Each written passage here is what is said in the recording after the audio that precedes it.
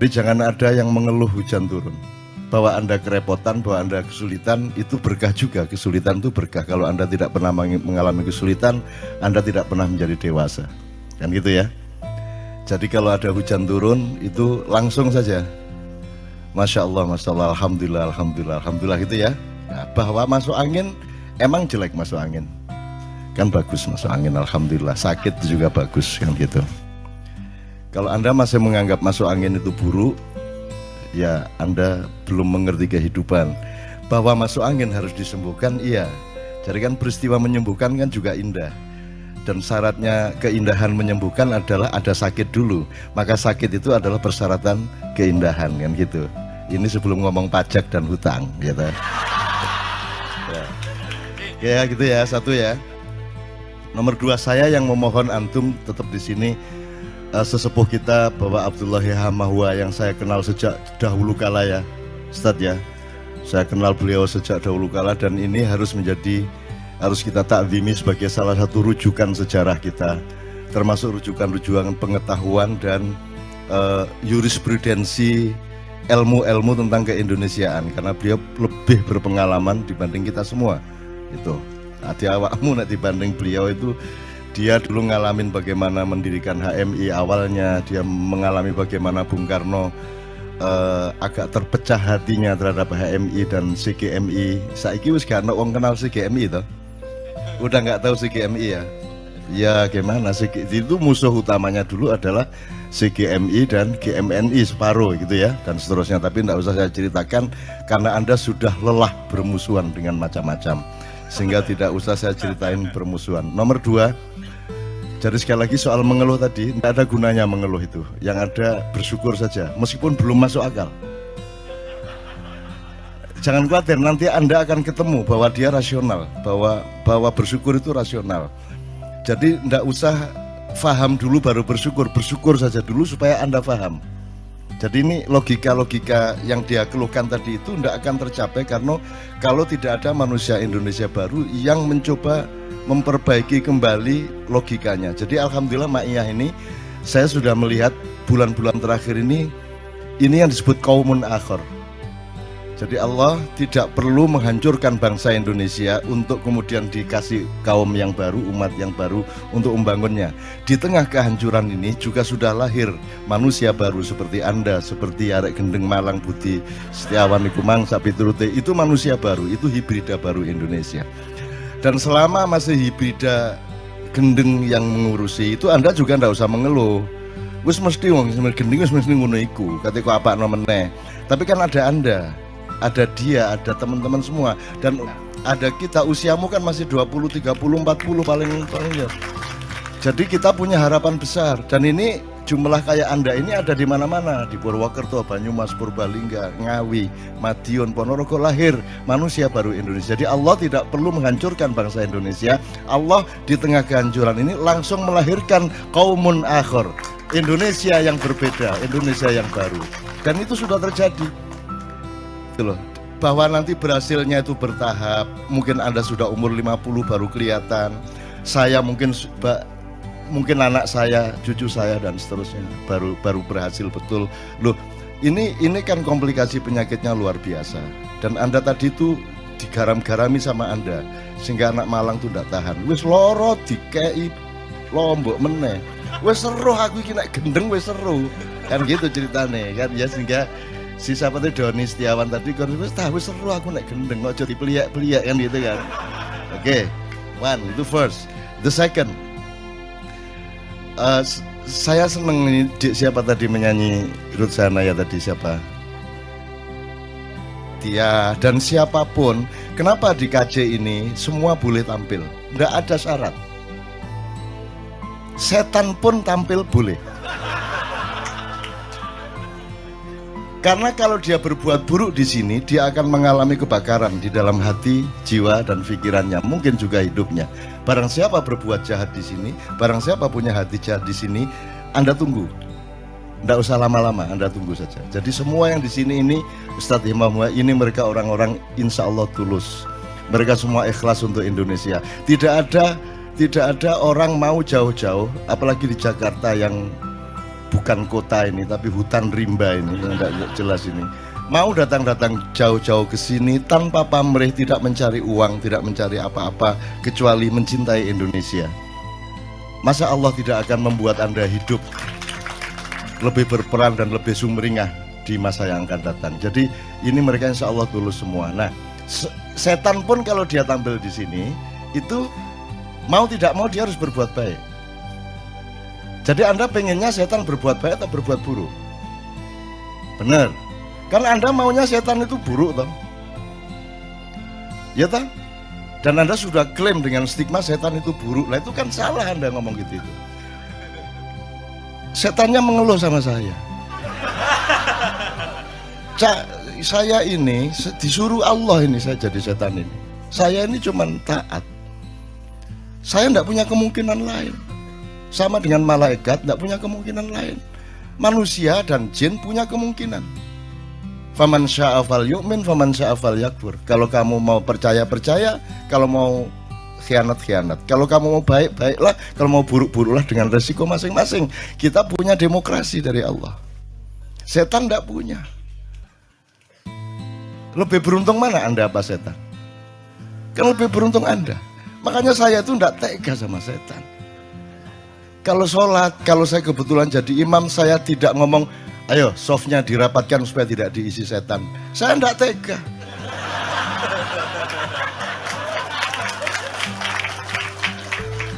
Yang rapi softnya, setan-setan kalau mau ikut sholat sekalian sini. Nah gitu saya.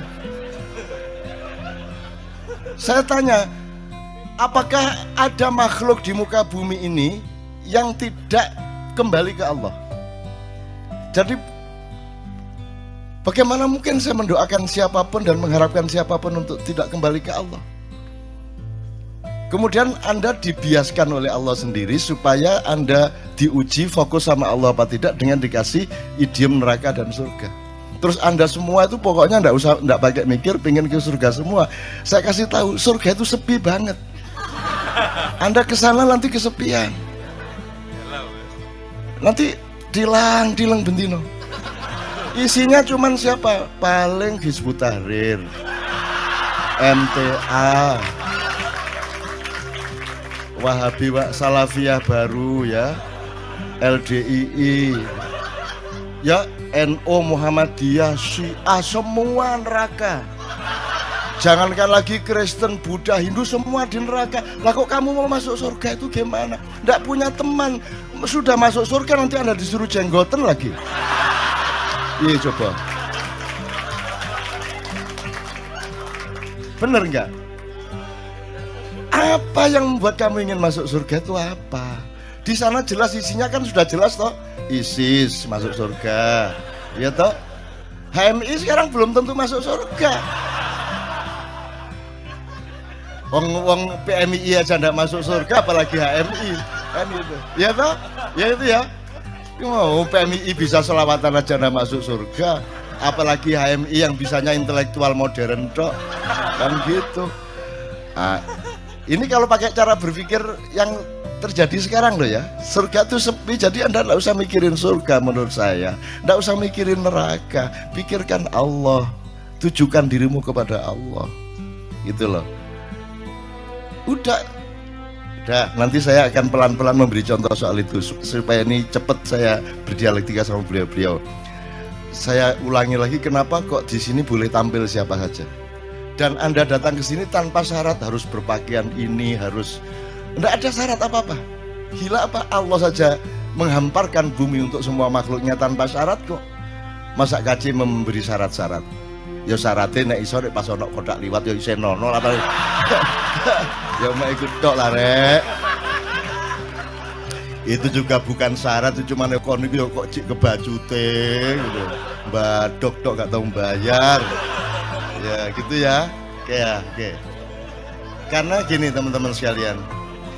Dulu anak saya Sabrang, ketika saya ngurusin peralihan dari Orba ke Reformasi, saya kan tinggal di Kelapa Gading. Dan ketika itulah Sabrang minta kuliah di luar negeri dan dia akhirnya dia milih Kanada.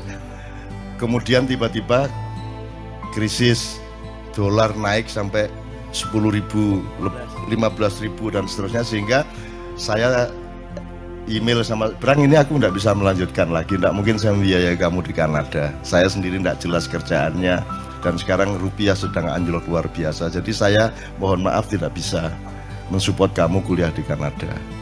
Terus Sabrang menjawab dengan santai, oke, saya pulang ke Indonesia, nggak ada masalah, saya nggak kuliah di luar negeri, tapi satu syaratnya, kata Sabrang. Apa? Jangan disuruh kuliah di Indonesia. Itu syaratnya Sabrang. Nah terus piye Brang? Ya pokoknya ya saya pulang, tapi jangan saya terus dikuliahkan di Indonesia, enggak mau saya. Kenapa? Ada bedanya kuliah di Indonesia dan di Kanada, dia bilang. Apa bedanya Brang? Kalau di Indonesia Anda harus menjadi orang hebat baru Anda boleh tampil, gitu kan? Betul enggak? Kalau di Kanada orang semua boleh tampil supaya publik tahu dia hebat apa tidak. Betul enggak? Nah, KC ini beda dengan Republik Gendeng tadi. Kalau di Republik Gendeng tadi direkayasa seolah-olah hebat, kan gitu kan? Seluruhnya mekanisme seperti itu. Jadi sebelum itu dibereskan, utang tadi itu nggak bisa kita bereskan. Memang siapa yang mau beresin? Oh, mereka maunya gitu kok. Mereka itu maunya gitu kok. Gitu loh. Nah terus di KC kan begitu. Ini mohon PR untuk Anda semua. Jadi Ustadz Nur Samad, kan kalau nggak salah seimam siapa ya, yang Alexandria kita ke sana, yang Burda Bushiri ya, kan ada Muhammadun Basharun walaisa kal basari bal huwa yakut bainal hajari. Kalau dilakukan dengan lagu Eropa, Muhammadun Bashar laisa kal bashari bal huwa yakut bainal hajari, gitu kan? Muhammad itu manusia biasa, makhluk biasa, tapi dia tidak biasa. Dia mutiara, dan manusia yang lainnya adalah batu-batu, kan gitu. Nah, jadi orang boleh tampil di sini supaya kita tahu dia batu apa mutiara, kan gitu. Nah, itu bedanya dengan Republik Malang Gendeng mang, ya. Arek Malang Gendeng itu wali aneh apa rek? Angel itu dibalik ya. Angel nek arek kan kerah ya Ustaz. Di Malang tuh semua dibalik. Jadi kalau Allah tuh halla, itu Allah. Nah, Malang kok dibalik, pokoknya dibalik, kata urutan kata itu dibalik. Halla. Allahu Akbar. Akbar dibalik ya. Oh akbare lali apa akbare? Rakba, halla rakba, halla rakba. Malang kok. Dibalik-balik boy. Kerang alam gitu loh. Malah seneng nyebut dirinya sendiri pedes. Oke, saya terusin. Nanti saya mohon antum, tolong antum bantu saya jelasin Muhammadun Basharun walaisa kal bashari. Ini akan kita tarik garis ke demokrasi, ke peradaban, ke ideologi. Karena dalam demokrasi sama kok. Anda itu mau mutiara, mau berlian, mau emas, mau perak, mau kerikil, suaranya satu. Sehingga setiap hari Anda dididik untuk menganggap bahwa semua itu cuma punya hak sama. Loh ya beda. Ya beda. Mutiara sama batu kok sama. Jadi demokrasi itu di mana letaknya? Dia harus tahu diri, tempatnya tertentu. Tidak di seluruh hal kita harus berdemokrasi. Dan gitu dan seterusnya. Itu saya mohon antum menjelaskan. Terus kaumun akhir Ustaz, antum tadi kan sudah mengumumkan betapa ini juga sudah saatnya Allah itu akan menciptakan kaum baru, karena ini kacaunya udah tidak karu-karuan. Jadi kita ulang dikit, mohon beliau dulu ya, karena beliau harus segera pulang ya.